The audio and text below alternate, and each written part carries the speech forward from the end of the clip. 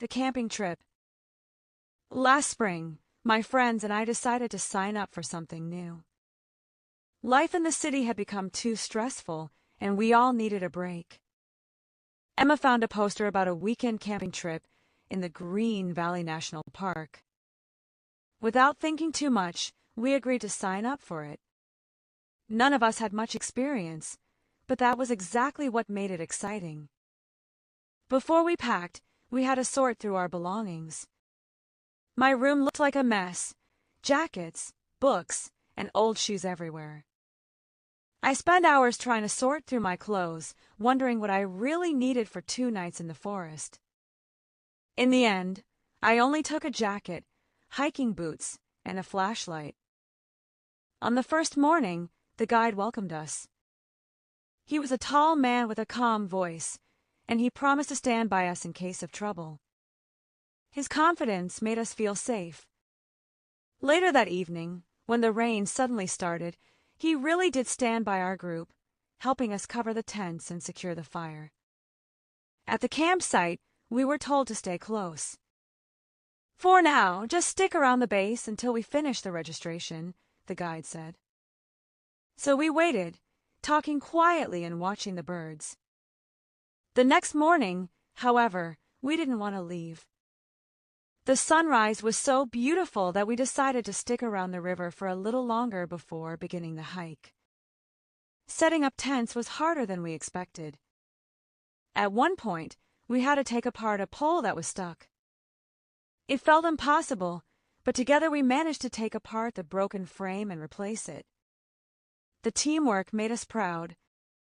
While eating dinner, Tom admitted that he once said camping was boring. Emma immediately told him to take back his words. "This is better than sitting at home with your phone," she teased.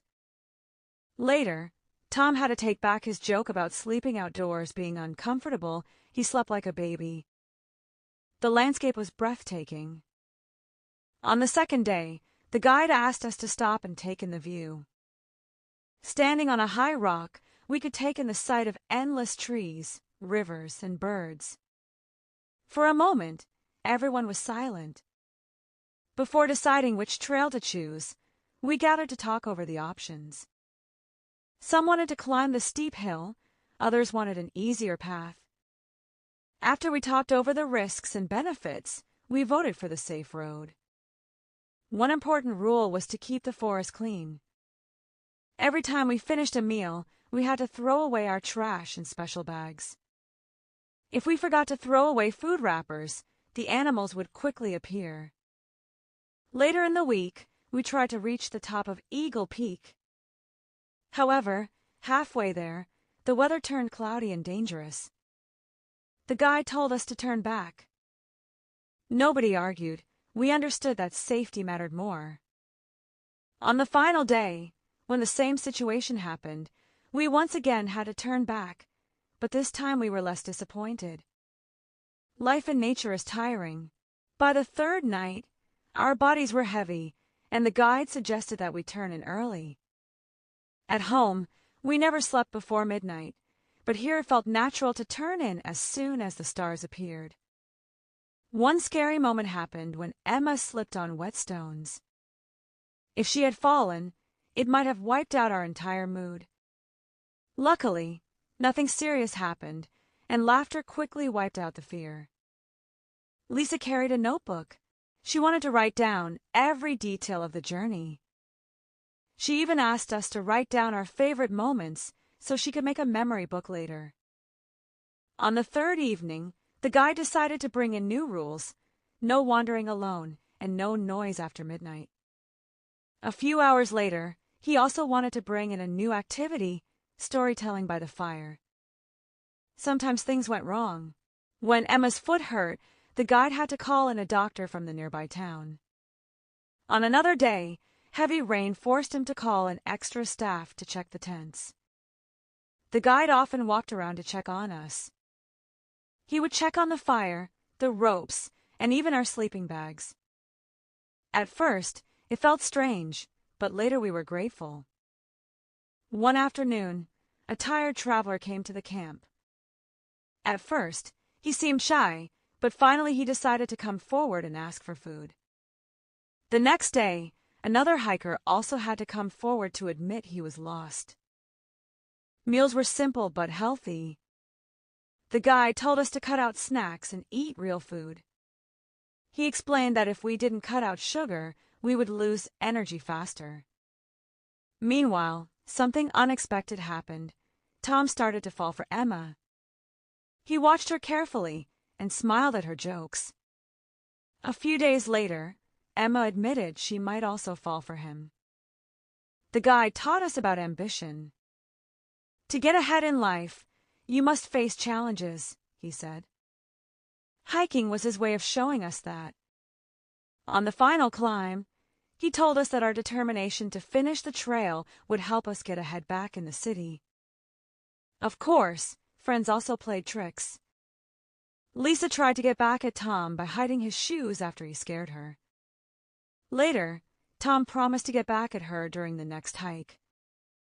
Sarah was generous. During breaks, she liked to give out sandwiches to the group. On the last day, she even gave out chocolates as a farewell gift. Sometimes the forest surprised us. One morning, a bird's cry made our alarm go off earlier than usual. That night, a flashlight began to go off, startling everyone. The guide encouraged questions. He didn't want us to hold back our curiosity. If you hold back now, you'll never learn, he said. We also had to be careful. The guide warned us to keep away from certain plants. He repeated, "If you don't recognize it, keep away from it." On the last evening, there was music and laughter. "This is how we kick off our farewell night," the guide said. Singing around the fire was indeed the best way to kick off the celebration. Unfortunately, the weather forced the organizers to lay off some planned activities. They decided to lay off rock climbing because the stones were slippery. Emma was always kind. She offered to look after Sarah when she was tired. Later, she also volunteered to look after the injured traveler until help arrived. Every night, the guide told us stories. He wanted to pass on the wisdom of the forest. By repeating these tales, he managed to pass on traditions that had lasted for generations.